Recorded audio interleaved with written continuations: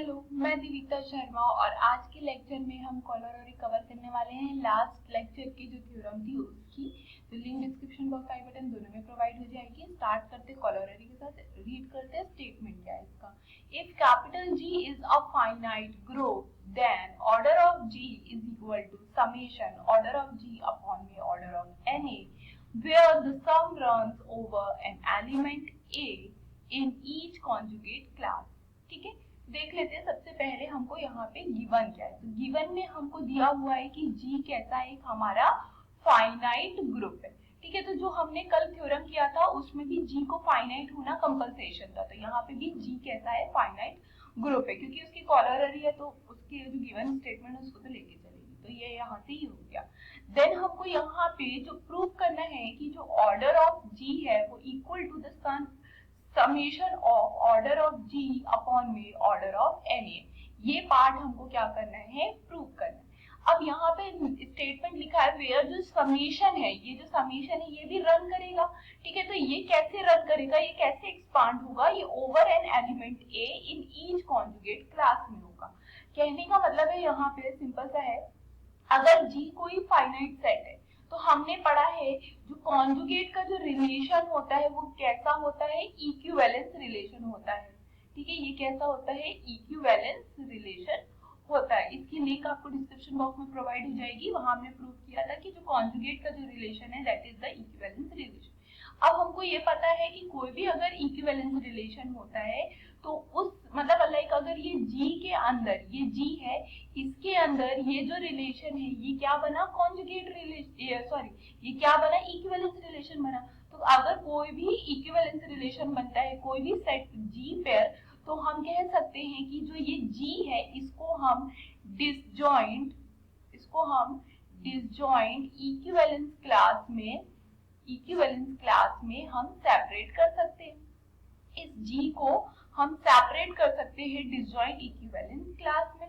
ठीक है, अब यहाँ पे ये जो डिसजॉइंट इक्विवेलेंस क्लास होती है, यहाँ पे ये डिसजॉइंट इक्विवेलेंस क्लास क्या होती है, डिसजॉइंट कॉन्जुगेट क्लास, क्योंकि रिलेशन हमारा कैसा है, कॉन्जुगेट का रिलेशन है, तो इक्विवेलेंस क्लास को पर्टिकुलरली हम क्या बोल देते हैं, कॉन्जुगेट क्लास बोल देते हैं।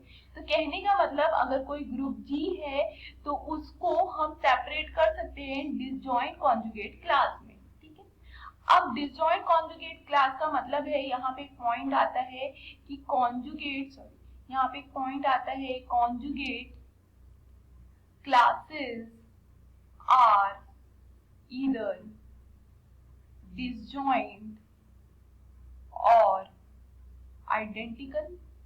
ठीक है, ये डिसजॉइंट क्लास के लिए है, बट कोई भी इक्विवेलेंस क्लास होती है तो वो इधर डिसजॉइंट होती है या आइडेंटिकल होती है। ठीक है, अब यहाँ पे कॉन्जुगेट क्लास और इधर डिसजॉइंट एंड आइडेंटिकल, इसका मतलब है लाइक अगर मैं बोलूं कि CA class, conjugate class of A के अंदर कौन से एलिमेंट है, A है, B है, C है, तो इसका मतलब है कि जो कॉन्जुगेट क्लास ऑफ B है एंड जो कॉन्जुगेट क्लास ऑफ C है, इन दोनों के अंदर भी सेम एलिमेंट होंगे A, B, C। क्लियर है? ठीक है, अब कोई अगर कॉन्जुगेट क्लास D है उसके अंदर एलिमेंट E, F और D है, तो हमको पता है कि जो कॉन्जुगेट क्लास ऑफ E होगी, कॉन्जुगेट क्लास जो F होगी, उनके अंदर भी same element E, F, D होंगे। ठीक है, तो ये बात समझ में आई। तो यहाँ पे हम ये देख पा रहे हैं कि जो A, B, C है are disjoint from the conjugate class of C, D and E, है ना। तो यहाँ पे ये बात है। अब ये जो समेशन रन कर रहा है ये ऑर्डर ऑफ G अपॉन में द ऑर्डर ऑफ NA में जो समेशन रन कर रहा है, इसमें ये जो पर्टिकुलरली A यूज हो रहा है, A क्या है, एक डिसजॉइंट क्लास में से एक ही एलिमेंट हम उठाएंगे, एक डिसजॉइंट क्लास में से हम एक ही एलिमेंट उठाएंगे, ये कह रहा है। लाइक अगर हमने कि इसमें से A उठा लिया, CA में से A उठा लिया, तो नेक्स्ट हम B नहीं उठाएंगे, C नहीं उठाएंगे, इनको नहीं उठाएंगे। नेक्स्ट हमारा जो समेशन ओपन होगा लाइक ऐसा ऑर्डर ऑफ G अपॉन में द ऑर्डर ऑफ NA अगर उठाया तो नेक्स्ट समेशन में हम ओपन करेंगे, एक्सपांड करेंगे, तो ये ऑर्डर ऑफ NE आएगा। अब जब हमने E उठा लिया, ऑर्डर ऑफ NE उठाया, है ना। तो ई के बाद हम एफ नहीं उठाएंगे, डी नहीं उठाएंगे क्योंकि सेम कॉन्जुगेट क्लास में। तो ये यहाँ पे जो स्टेटमेंट लिखा हुआ है कि ईच कॉन्जुगेट क्लास है ना, element A runs over an element A in each conjugate class का मतलब है एक डिसजॉइंट क्लास में से एक एलिमेंट को उठाना और बाकी एलिमेंट्स को नहीं उठाना, क्योंकि फिर वो सेम कॉन्जुगेट क्लास को देंगे। ठीक है, ये क्लियर हो गया। और लास्ट जो हमने लेक्चर देखा था, थ्योरम देखा था, जिसकी हम कॉलररी यहाँ कर रहे हैं, वहां हमने देखा था कि जो ऑर्डर ऑफ जी अपॉन में ऑर्डर ऑफ एन ए होता है, ये क्या होता है, order of conjugate class of A होता है। ठीक है, तो ये वो वहां से कोरिलेट कर रहा है, इसलिए ये सारी चीजें इस तरीके से मूव कर रही है। ये कॉन्जुगेट क्लास ही होते हैं, इस कारण से एक कॉन्जुगेट क्लास से एक डिसजॉइंट कॉन्जुगेट क्लास से एक ही एलिमेंट उठा रहे हैं। ठीक है, क्लियर हो गया। यहाँ पे ये कॉलररी का स्टेटमेंट ही इंपॉर्टेंट है, बाकी प्रूफ बहुत इजी है। तो अगर आपको स्टेटमेंट क्लियर है तो प्रूफ समझने में कोई भी दिक्कत नहीं आएगी। सिंस हमको दिया हुआ है G is a finite group, हमको दिया हुआ है कि G कैसा है, हमारा फाइनाइट ग्रुप। अगर कोई फाइनाइट ग्रुप है तो उसको हम फाइनाइट कॉन्जुगेट क्लास में सेपरेट कर पाएंगे, क्योंकि ग्रुप फाइनाइट है तो उसका छोटे पार्ट्स में जब हम सेपरेट आउट करेंगे उसको तो भी वो फाइनाइट नंबर ही होंगे। वहां से हम लिख पाएंगे द नंबर ऑफ डिस्टिंक्ट यहाँ पे क्या है, डिसजॉइंट है, आप डिसजॉइंट वर्ड भी यूज कर सकते हैं। Distinct conjugate class of G, conjugate classes of capital G are finite। ठीक है, are finite। से इस फाइनाइट वर्ड को हम कह लेते हैं से के, स्मॉल के। ठीक है, जो फाइनाइट है वो कितनी फाइनाइट है, स्मॉल के बराबर है, ऐसा हमने मान लिया। तो हम यहाँ ले लेते हैं let C of A1 comma C of A2, ये क्या है, conjugate class of A1 conjugate class of A2, ये कहाँ तक जाएगा, कॉन्जुगेट क्लास ऑफ A तक जाएगा, क्योंकि डिसजॉइंट कॉन्जुगेट क्लास की 3 के है, ऐसा हमने माना है। तो ये यहाँ लिख लेते हैं बी द के डिस्टिंक्ट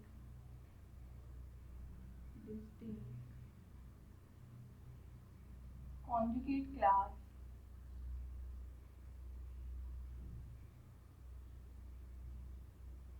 of capital G। ठीक है, अब हमको पता है अगर ये डिस्टिंक्ट कॉन्जुगेट क्लास है तो हमको पता है जो कैपिटल G होता है वो union I from 1 to K, union of all distinct या डिसजॉइंट कॉन्जुगेट क्लास। ठीक है, G को हम लिख सकते हैं यूनियन ऑफ ऑल डिसजॉइंट या डिस्टिंक्ट कॉन्जुगेट क्लास में। तो हमने ये स्टेटमेंट यहाँ से लिख दिया। सिंस हमको पता है कि जो two distinct conjugate class have no common element, ये क्यों बोल पा रहे हैं, ये डेफिनेशन है, have no common element। जैसे डिस्टिंक्ट या डिसजॉइंट बोले तो उसका मतलब यही ना, कॉमन एलिमेंट नहीं होगा, है ना। तो इस वाली इक्वेशन को 1 नाम दे दो, तो hence from one we have, हम लिख सकते हैं, क्या लिख पाएंगे कि जो ऑर्डर ऑफ G है वो इक्वल टू हो जाएगी नंबर ऑफ एलिमेंट